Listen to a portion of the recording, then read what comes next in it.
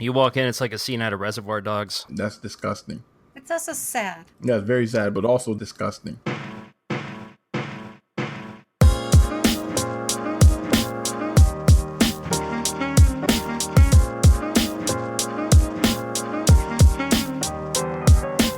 Welcome to Maker's Hustle, the podcast about turning your passion into a profession.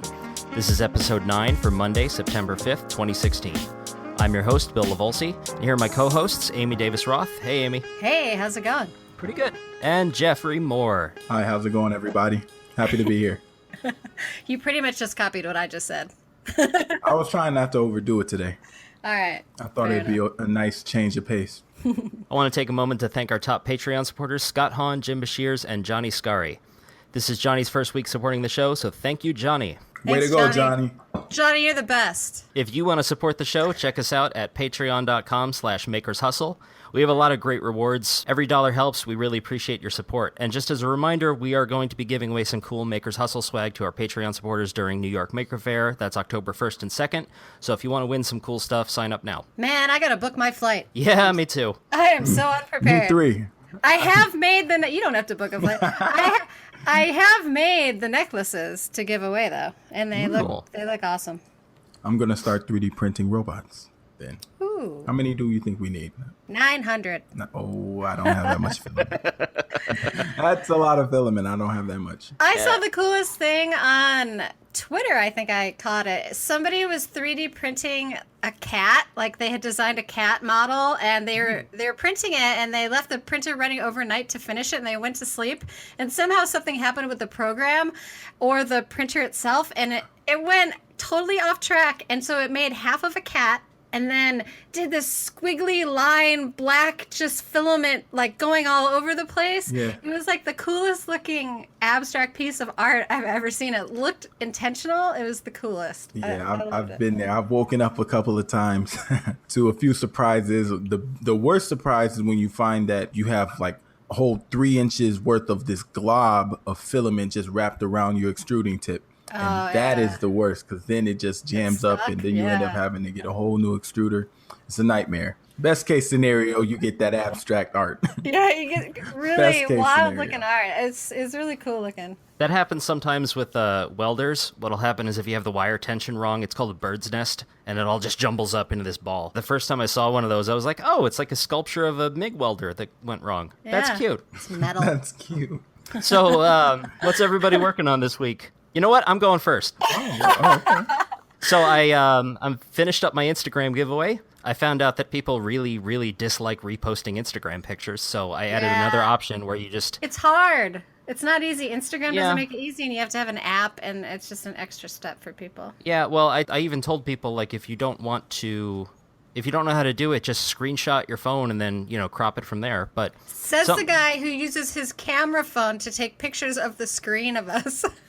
That's how you take the pictures? This is not how you take a picture. I swear I've seen Bill do this like 3 times where he's taken his iPhone. He's probably doing it right now. He's looking for his phone right now, and he's going to take a screenshot of all of us. Yeah, he's doing Are you serious? Yeah.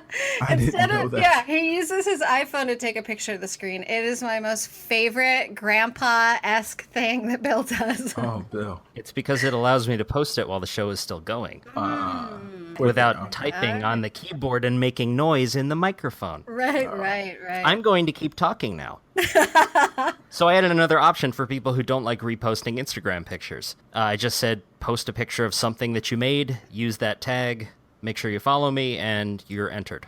And that worked out pretty well. I am now making something else so that I can give it away on Twitter and Facebook, because I want everybody who follows me on every platform to have a chance to win something that I made. I love your key fob so much. I made another one today, actually. I love that.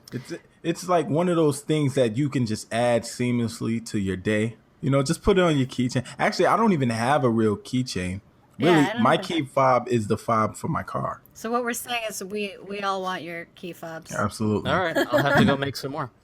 I'm also kind of calling back to last week. I'm working on a cool project with Jeremy Thompson. He got in touch with me after the show, and he suggested that he sent me 3 of his videos, and I send him 3 of mine, and we critique each other's videos. That's that community thing we were talking about. Yeah, and I just thought that was the really coolest cool. idea. He is. He's so nice. He told me that he started watching some of the sweat videos. Yeah. So I'm excited about cool. about that. Yeah, I just thought that was a cool idea, and I'm glad that he wanted to do it, and I hope it catches on. I hope other people do it too. Just having that one-on-one critique thing is really valuable and helpful, and you end up learning things. Very true. It also teaches you how to watch a video critically. Like, instead of like this passive watching, you're actually looking for things in the video as it's running. And you're going, okay, could that shot be any different? Is the audio good here? Does this need to be changed? Does this need to be changed? Anyway, I thought it was really cool. No, that's excellent. That's just like what they teach you when you go to school, so that's fantastic. Yeah. It's really great. All right, I'm done. Cool. All right, thanks everyone for listening. We'll catch you next week. We're done. We're out. Bye. So, what have I been working on? Well, thanks for asking, guys. Yeah.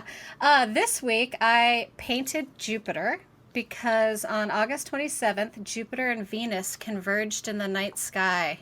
And that is something that will not happen again until 2065. So we probably will not be around for it.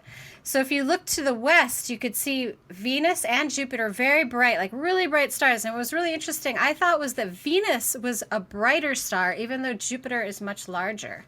So I did a little painting of it, and I did a really quick sort of expressionistic painting and posted it on my Patreon, and you can go check it out if you want to see it. And it has some facts about the planet and the convergence that happened that you probably won't get to see again. Every year they sort of get close together, but this year was the closest they've ever been, so they almost looked like one star at one point. Really cool 2065, you said? Yeah. Speak for yourself, lady. I'll still be here. All right. Living forever. Jeff, what about you? I've been doing a lot of stuff. That's it. That's all I get to talk about. No. Go ahead, Amy. That's fine. No, I also finished up my first version of my tardigrades, my water bears, with my new crackle glazes, and I'm really excited. I did a really cool pink one and a really cool blue one, and you can check those out at, I think it's on my Etsy shop, so surly.etsy.com. And I'm doing a whole bunch of other tardigrade designs that'll be out soon, and that was fun. Oh, and then we got hooked up with a really cool listener whose wife is a cellular scientist. And so I reached out to her, and she has given me a whole bunch of really cool ideas on stuff to make for the cell biology conference that I'm going to be at in December. And so I'm really excited about that. Like, listeners are awesome. I love all of you. It's so great. Yeah, that was really cool. Yeah, so I got hooked up with a new scientist, and I've been corresponding with her, and if I have her permission, I will mention her name on one of the next episodes, but she's really cool. Learning a lot from her. Absolutely. And for me, I've been problem solving. So as you all know, the New York Makers Fair is coming up, and in my past experiences, I've realized that transporting my project to the Makers Fair sucks, and I hate it. And I just wish that I can just teleport my stuff there. But as of right now, I don't have that technology. So I have to kind of figure out a way to get my project, my robots, to the Makers Fair. Now, and I'm going to mention this a little bit later when we get into the topic. But I have developed my display, my exhibit over the past few years. And every year it seems to get more and more things there. And so what I thought about is, what if I had like some type of remote control cart? And it could be a regular push cart, but where's the fun in that? So I thought, okay, what are some of the ways that I could transport this on like a giant remote control car, but not too big that it would take up a lot of space as you're moving? So I've been doing a lot of research, doing a lot of sketches, researching different size motors that I could put on it. So I'm thinking a little bit smaller than a lawnmower, but with some of the same juice, if not, well, not the same juice, but it needs to be able to lift about 40 pounds. So I've just been doing the calculations, trying to figure that out. And I might find out that this isn't going to work and it's going to be more hassle than it's worth. But if it's not, it's another side project that I'm very interested in doing. So if, we love the listeners and we love the input. So if anybody out there has any ideas for a remote control cart that is smaller than a lawnmower, but can carry about 40 pounds, because my stuff is pretty heavy, let me know. Send it to us so we can check it out. And I'll probably, either piggyback off of what I'm seeing, or I'll come up with something new. Will that transport us also? I don't know about you, Amy, but I'm a little bit more than 40 pounds. How are we going gonna get to Maker Fair? That's what I Oh, want to we're know. gonna drive. Oh, you have a car? Yeah, I got a car. All right. I got a car. We'll drive. You get the High parking, you roller. get the nice parking and all that stuff. But in a perfect world, what I would love is I would love to have a drone transport the robots. Yes. That is my ultimate. Like I want to be able to just fly a drone and land it on my station, and then unhook the drone. And I've been doing a lot of research into what size motors I would need. The problem is most of the commercial drones anyway, they only have enough torque and enough power to lift like a DSLR, and that's where you kind of cap out without going into a crazy like DJI Phantom XXXXX. I don't know, so I would love to have a drone, but I'm poor and I can't afford to get a drone. So I have a little tiny drone that my friends got me for my birthday this year, but it can pretty much only lift like a letter or maybe like a cigarette or something really light. So I'm gonna need like 1,000 of those. Yeah, you need, if we have, like maybe 500 of the Yes. little drones that I have, it might work. It has a camera on it though. Maybe we should bring it to Maker Fair Absolutely. and fly it around. I'm really terrible at flying it. Oh, really? Oh, Yeah. well, I can show you. Okay. You're not terrible at flying it. You're good at crashing it into stuff. I'm there you really go. good at landing hard. Did you There ever you go. see that little visual? I think it was on Facebook where it says the glass is never half empty because half of it is water, half of it is air. I'm like, oh man, that just threw that whole analogy out the window for me. Can't use it anymore. Yeah, my husband has a T-shirt that says that. It shows Oh, that okay. it's never empty. Nice. You know what? It might have been on your husband's T-shirt that I saw it. Maybe. Maybe, I don't know. You've been stealing his clothes again. You just did the thing that my wife hates. She'll tell me What? something, and then I'll quote it back at her like a week later and say, I can't remember where I heard this, but... I she's don't like, remember "That where I was saw me." it. At least we're paying attention, right? Yeah, but not enough. Not enough. All right. Let's go into this week's topic. So this week, what right. we're talking about is the best thing you've ever made and or the worst thing you've ever made. So we're going to talk about the best and worst things we ever made and why they are the best or the worst. We'll talk about what we learned from those experiences, and I got through this entire intro without asking a question. Very good. Let me think back. Just This to confirm. topic was hard for me Yeah, to even think about, and it was even harder for me to write a list. but there And is a so- list. But there is a list. Okay. And before we go into the list, I want to tell you about this really cool scientific study that I heard about. Can I tell you this really fast? Yeah. Because it's changed list making for me forever.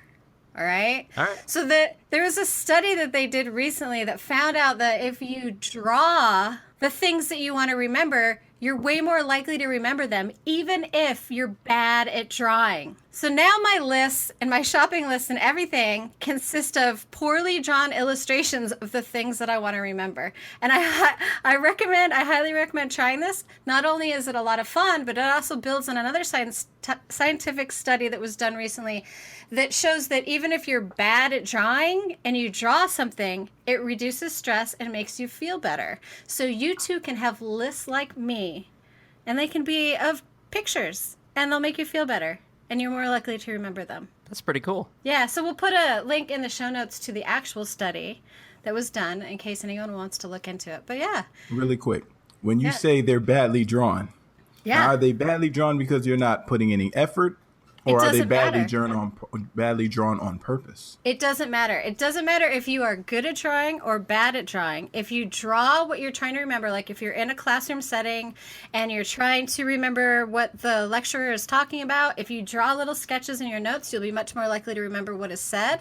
And if you have a list of things that you want to remember, if you just draw them instead of write them down, you'll be more likely to remember them. And it doesn't matter. Skill has nothing to do with it. It's just the act of visualizing that item on the list that you're trying to remember. I thought that was really cool.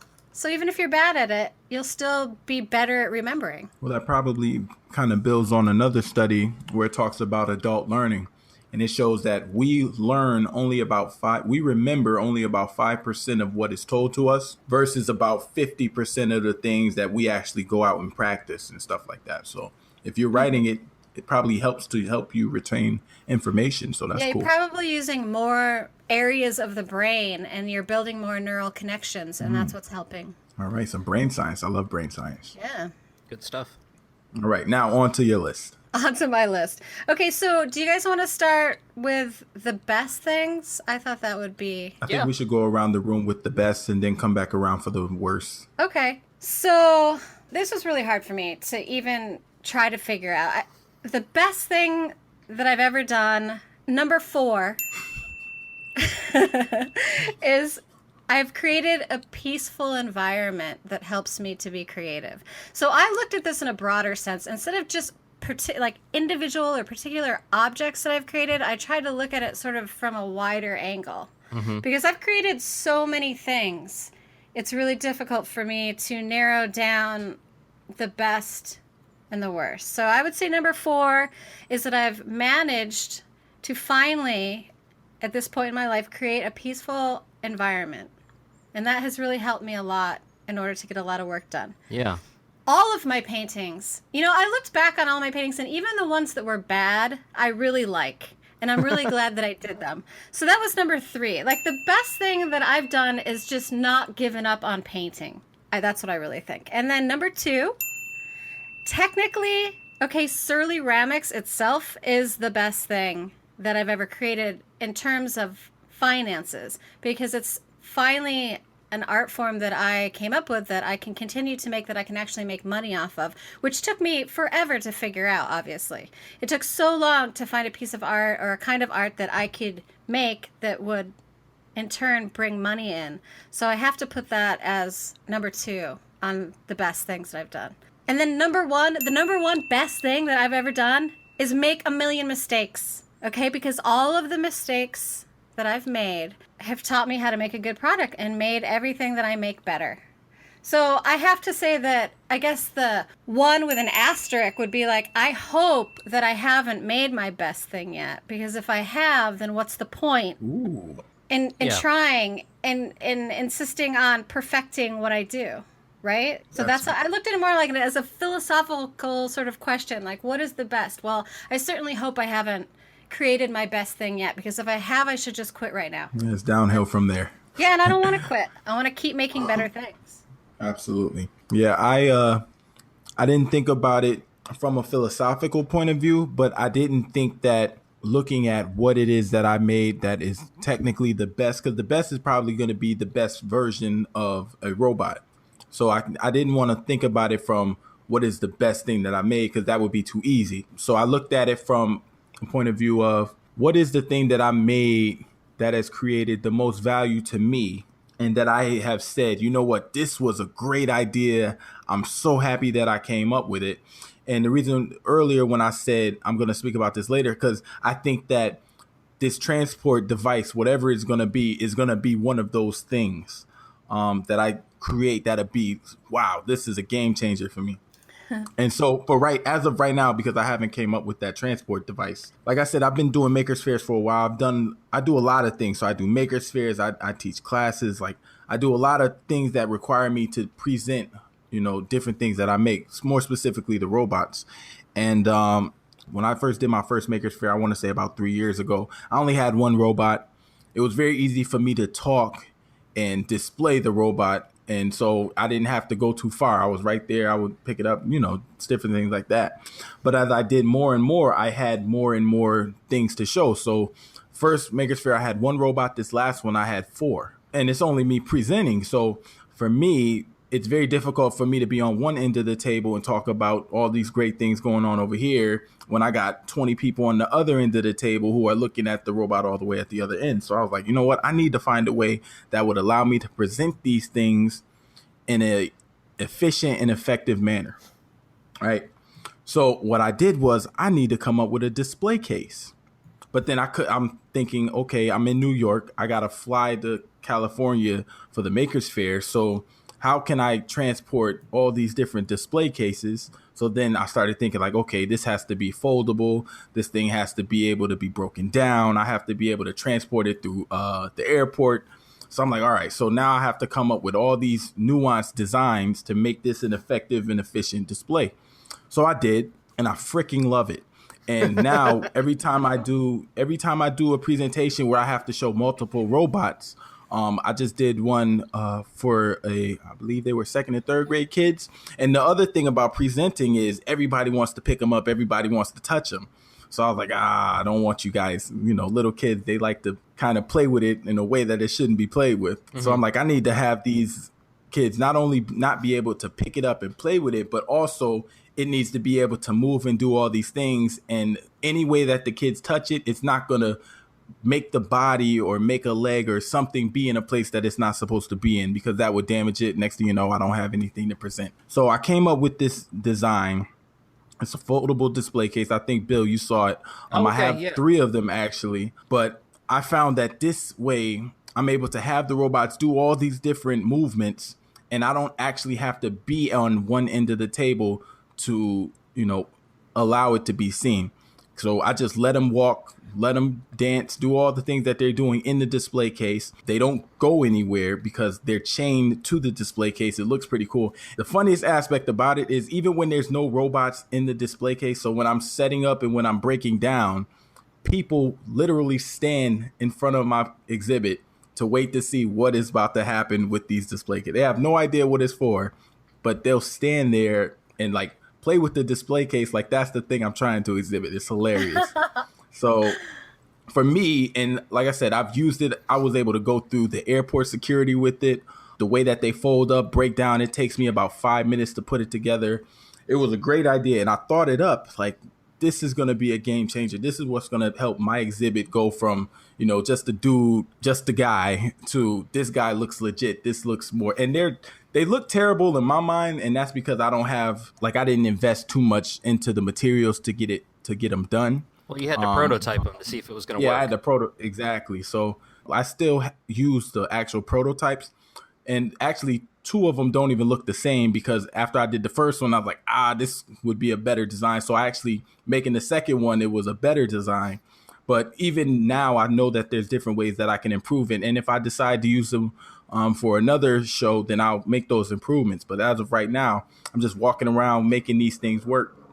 And I love them. Those, as of right now, I would say those are the most meaningful things that I made to me that has really helped me to be successful in other aspects that created that value for me. I've heard from other makers before that the things that they value most are something that they made that solves a problem for them. So your story is just backing that up, Absolutely. It's just something that bothers you every single day, and then you fix it. And then every time you see that thing, you're like, yeah, I fixed that. Good. That was a problem, That's how I feel and about now my it's art not. studio, yeah, like having a space, solving the problem of having a place to make art was seriously one of the greatest things ever. Yeah, so that's my story. Bill, what about you? I love it. Well, I'd say as far as physical things, the best thing I ever made was I made a storage shelf that uses clear shoe boxes instead of drawers. I did a video about it a while back. I got the idea from a video that Laura Kampf did, but she welded hers up with metal, and I was like, I didn't have a welder at the time, but I still wanted something like that. So I went and I found a case of 20 clear shoe boxes for cheap, and then I had a piece of plywood, and so the drawers actually, they just hang on these rails, and then you fill up the clear boxes with whatever you're going to put in them, and you slide them in, so it's 4 rows of 5. So what happens is you can see everything that's in the drawer, but it also keeps the dust out of it. That's cool. And it's for somebody like me, I'm really, really not organized at all, and I never have been. So it's a way for me to stay organized. I also decided to organize things thematically. So I have a drawer full of, the drawer is just labeled sticky. So it's got the little felt stick-on pads. It's got those command strip things that you put on the wall. It's got tape. It's got glue. If it's sticky, it goes in there. So that way I don't need to remember, okay, well, I put the electrical tape with the electrical stuff and I put the masking tape with the painting stuff. No, it's all in sticky. So it doesn't matter. If it's sticky, it's in the sticky drawer. So, but even if I couldn't figure that out, I can see everything that's in the drawer just by looking at it. What happens if you got something that falls in 2 categories? I got to pick one or buy 2 of them. I have done that before. If I have something that falls in categories and I have 2 of them, I'll put one in each drawer. So that way I always win.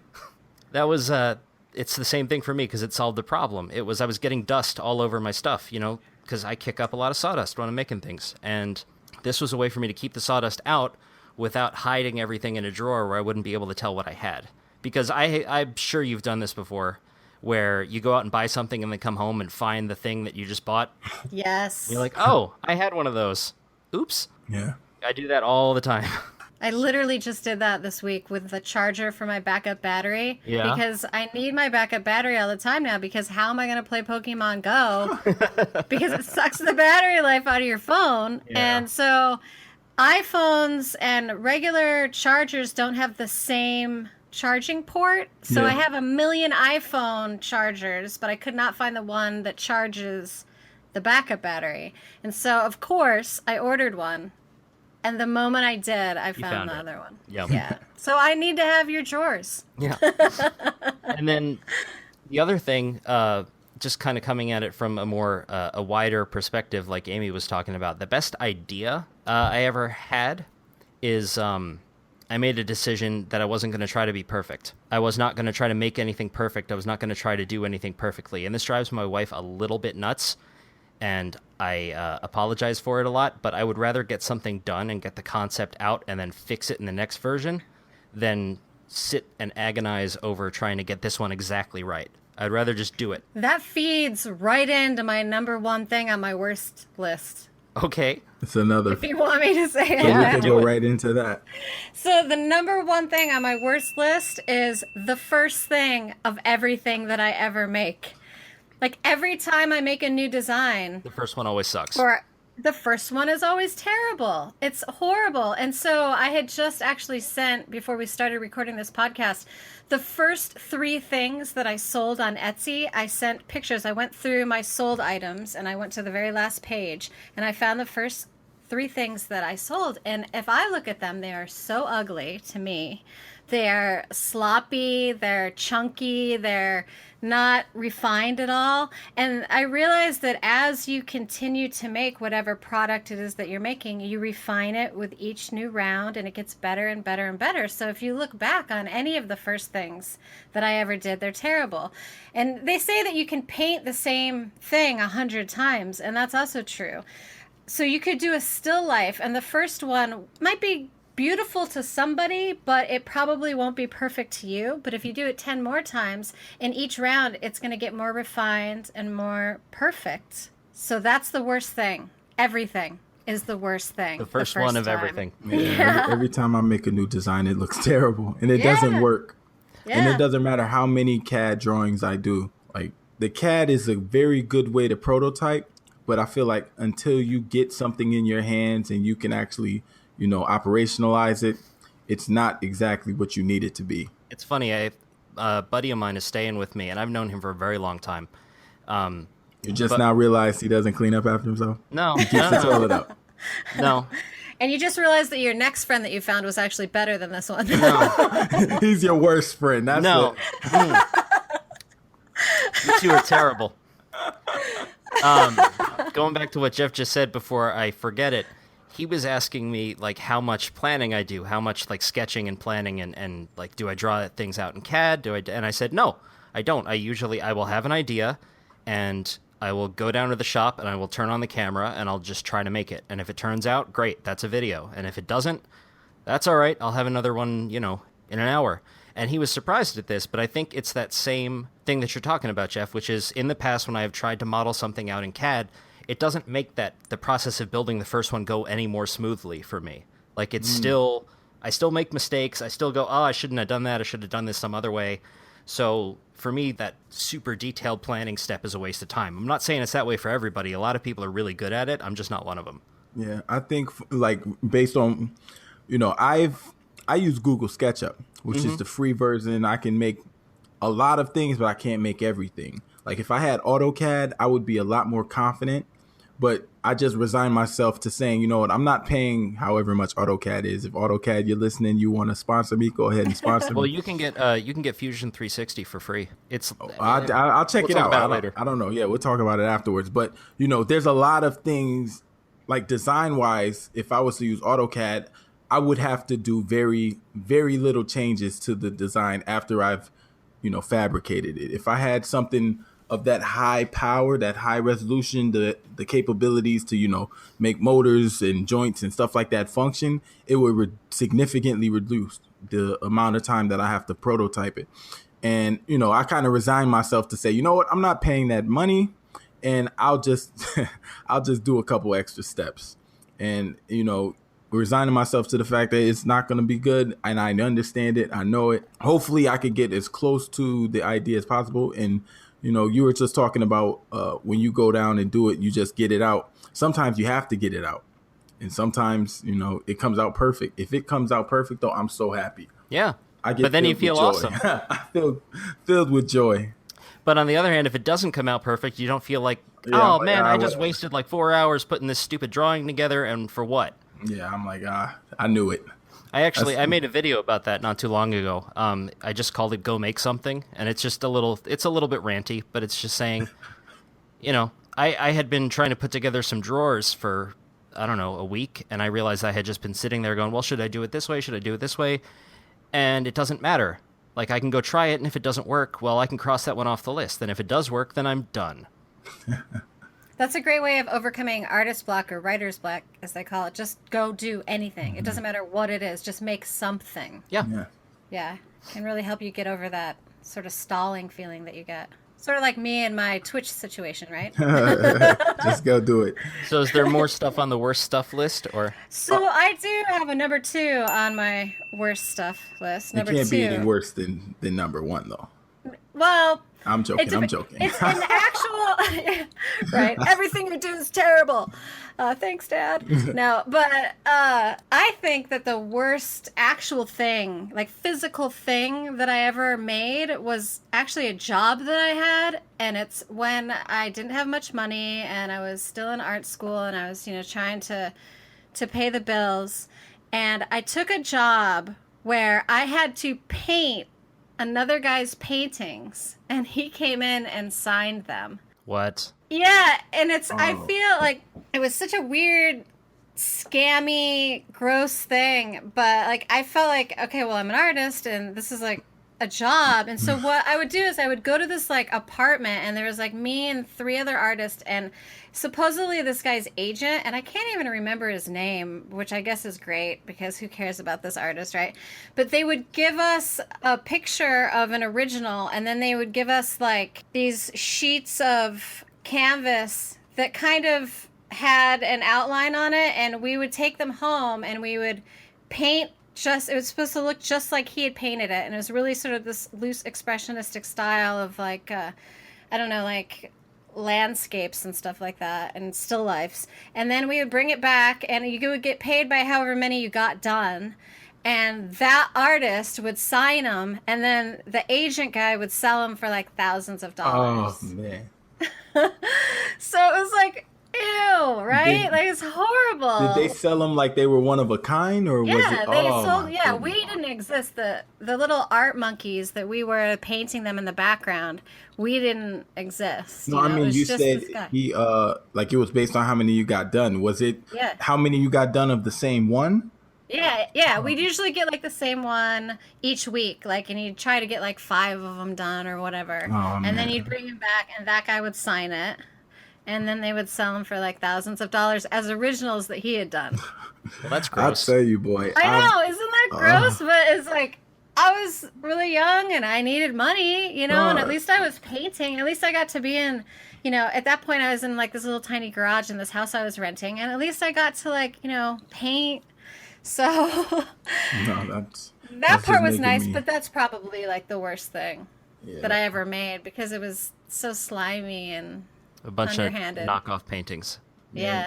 It's like, it taught me how to copy anybody's style, though. I took a class later after that where we had to pick like a master work and recreate it, and I would probably be really good at forgery if someone needed like painting forgeries done, because I learned a lot about that. We can talk after the show. I was about to say, I think I have a little scheme bubbling. Yeah, right? Any impressionistic or expressionistic paintings, I would be really good at. Yeah, absolutely. We can make up a famous artist, you know, like. It could be you. As long as it's a man's name, it usually sells better. So just use your name. I I'll laugh paint because them. I don't want to cry. No, isn't that interesting, though? Like, we see over and over and over stories of women posing to be men artists. like using their names or creating a name, and then we find out later that it was actually a female. Yep. Wow. All It's right. because when women make something, it's considered craft, and when men make something, it's actually respected as work. Ooh, So I never knew that. yeah, That's new. You learn something true. new every day on this show. Every day is something new. This is probably the most educating I've gotten in I don't know how long. It's been years since I've gotten this much amount of information consistently. So be careful who you buy paintings from. Yes. Especially if it has somebody's signature in the corner. You might want to double check You that might one. want to actually meet them and ask for photos of them actually painting their Yes. paintings. Especially if you paid over $1,000 for it. Yeah, If you right? got it from Walmart, I don't think it matters. Yeah, it doesn't matter. That's to be expected. All right. So for me, mine is kind of funny. And it's not even the worst thing that I ever created. It's just the thing that I've never shared. And well, I've shared it, but on a very tiny scale. So long story short, I created a movie, a short film, and I starred in it. Didn't write a script, and it was kind of an impromptu thing. So let me explain. When I was in college, I graduated, I moved out of my apartment, and I had nowhere to go. So I moved back home for a little bit, but I had a lot of stuff because I had an apartment. So I put it in a storage unit.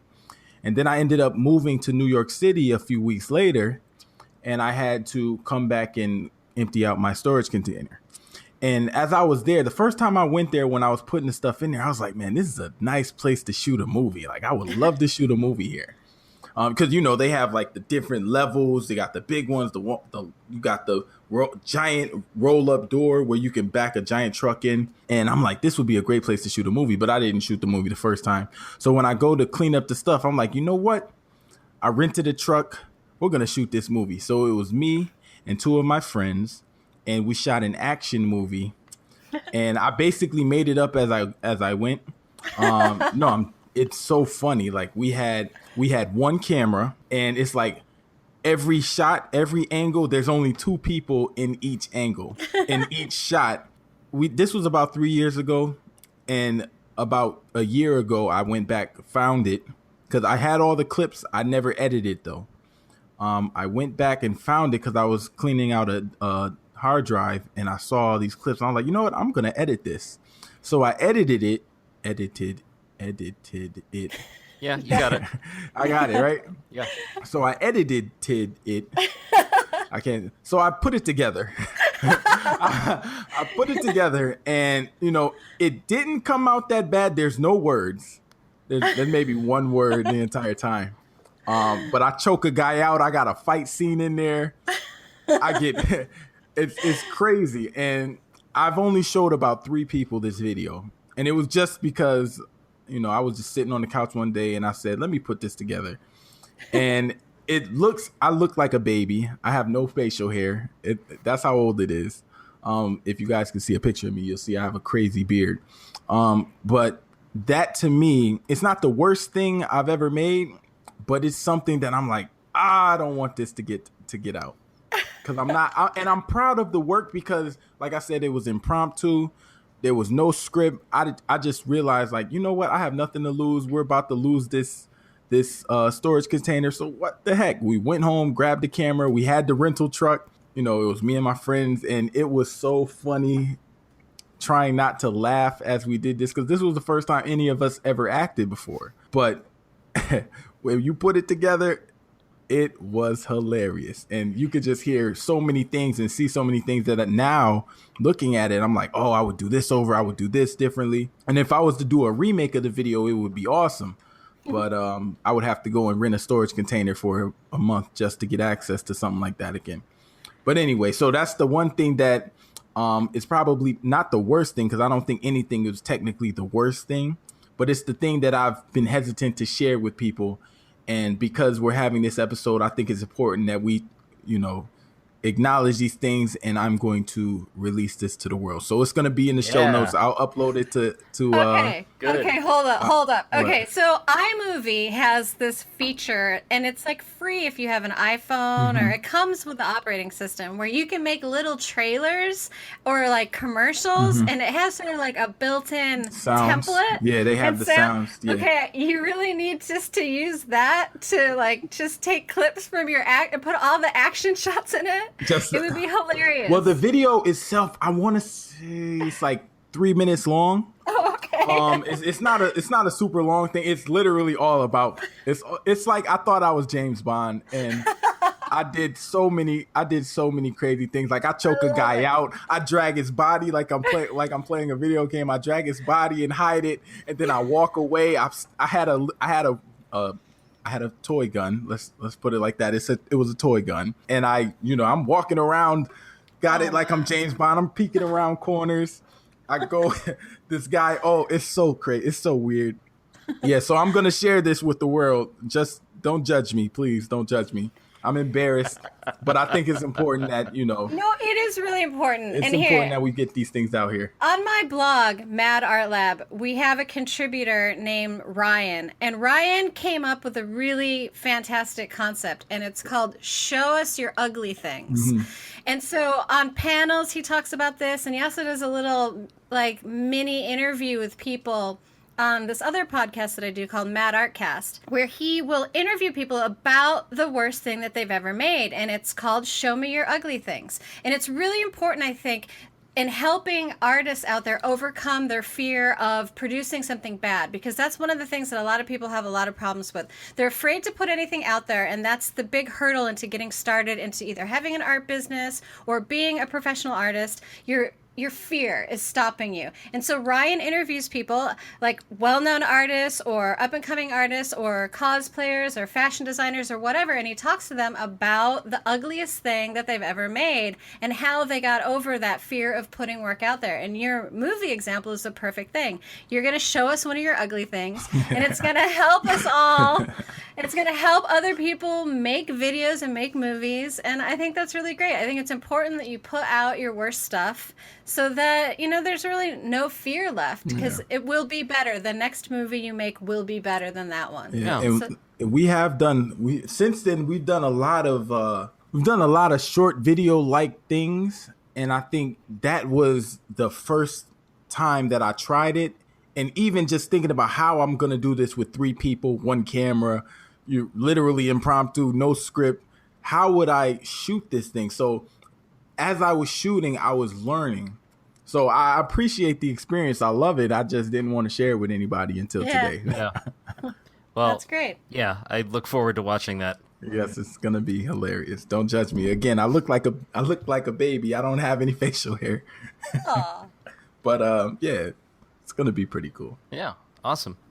So I was thinking about this for a long time, and I actually went back and looked through pictures of pretty much everything I ever made, and then my friend Chris Cute said it perfectly, and he said, "I have a lot of worst things I've ever made, and they all have the same thing in common. I didn't finish them, or I gave up on them. That's the worst." And that just, a light bulb lit up for me, and that's it. I can't say that anything that I have actually made is the worst because I made it, and it might be, I can improve upon it if I made it again. I made a cutting board that's got some gaps in it. Like, I can't really use it for much because water will leak through it. I made a chessboard that's too small to take any chess pieces, but it was a fun exercise. Yeah, I made a whole bunch of stuff that I could make better. I made a stool for the workshop that was wobbly, and I kept it around because it was wobbly, because it was teaching me to pay more attention to certain things when I was doing furniture. But the projects that I regret are the ones that I didn't finish. The ones that I just went, nope, you know what, this is a waste of time, or I can't figure this out, and I just gave up on them, and those are the worst. Drops microphone.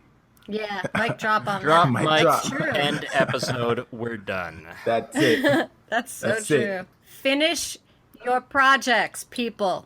And if it's terrible, share It's it. okay. Yeah, share it. You know what? Show us Finish your your something new every projects, day. especially if you think it's terrible. If you're halfway through and you think it's garbage, finish it. Yeah. Because, first of all, it's not as bad as you think it is. And second, even if it is, did you learn something? Good. make another one, and this time it'll be better. Drops microphone again.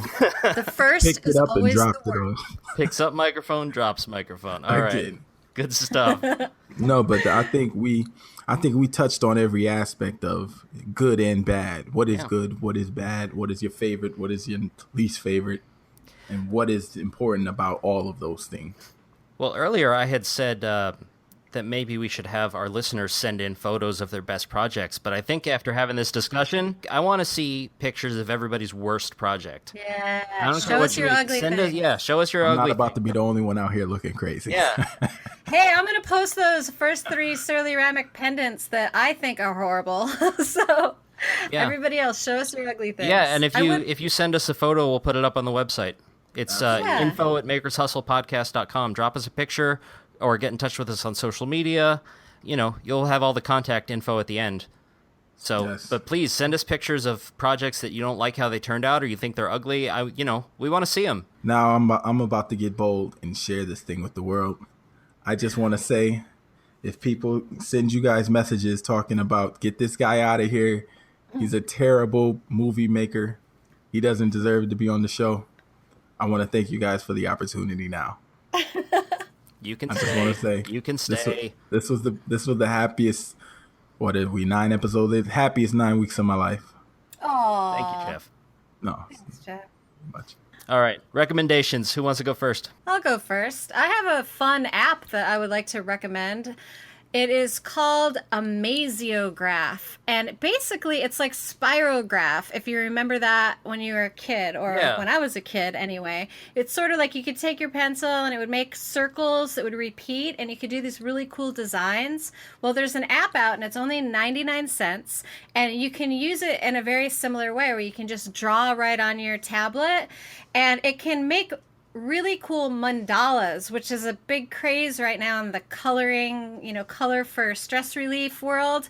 So it makes creating mandalas for yourself super duper easy, and it's really fun. So that's called Amaziograph, and I've been playing with it for the last couple days, and it's very relaxing, and it's almost like you're cheating. You can draw these perfect mirror images, and they come out really beautiful. So check that out. Cool. All right.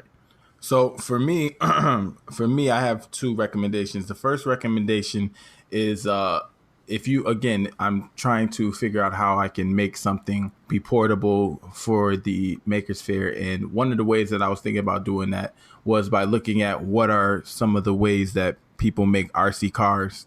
So I've been watching a lot of different YouTube videos on how to hack RC cars, which it's not the most difficult thing, but it does require you to do a lot of research into the motors and stuff like that. So I'll post a couple of actual videos that I've watched to get some ideas about hacking RC cars, and also a little bit of information on motors. If you guys are interested in the different size motors, you got stepper motors, you got regular DC motors. It's a lot of different aspects of the motors. You got to take into consideration what type of batteries you want to use. The higher the higher the voltage, the more powerful the motor. So it's a lot of good information out there on motors and hacking RC cars, because, again, I'm trying to make some type of transport system because I do not feel like carrying these things. And it's funny, part of the idea came from at the last Makers Faire in San Francisco.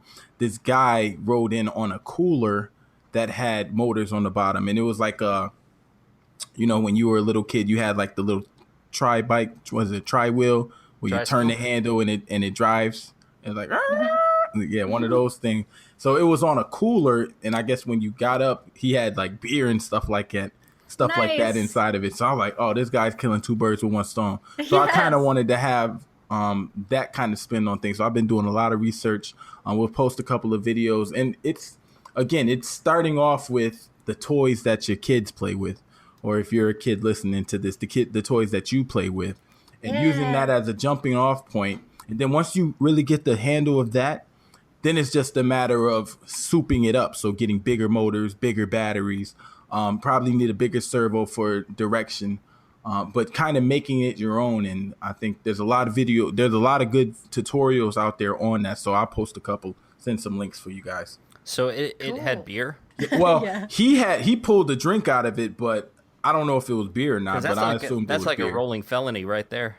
Oh, I'm sure. And I'm not going to mention any names, but this guy was awesome.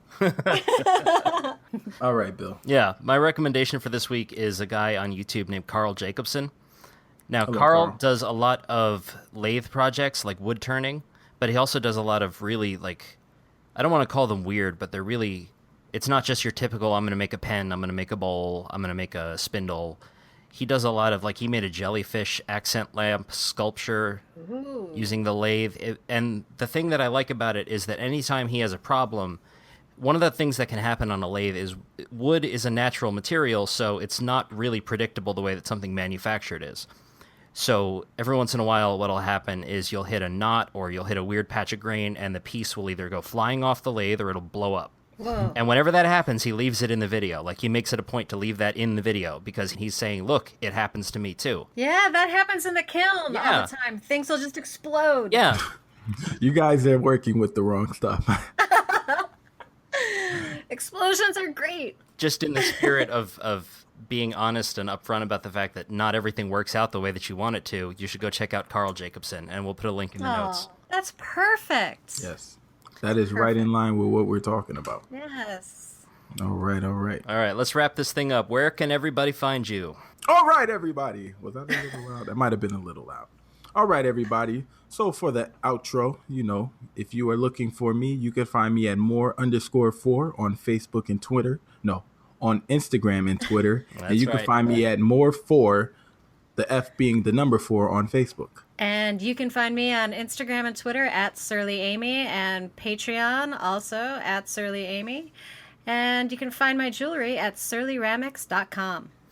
You can find me on Facebook, Twitter, and Instagram at One Car Workshop. You can find me at onecarworkshop.com, or you can search Bill Lavolsi on YouTube or Make Magazine. So that's it for this week. If you're listening to the show on iTunes, please take a moment to leave us a rating and tell us what you think. It really does help, and it helps us expand our audience, and it only takes a few minutes, so please do that. You can also find us on Twitter, Facebook, and Instagram at Makers Hustle. If you want to ask a question, give feedback, suggest a show topic, or show us your ugly things, contact us on social media, or send an email to info@makershustlepodcast.com. Once again, thank you so much for listening, and while this show might be over, the hustle never stops. See you next Yes. week. All right. Make sure you send those ugly things in because we're sharing ours. Bye, everybody. All right. Bye.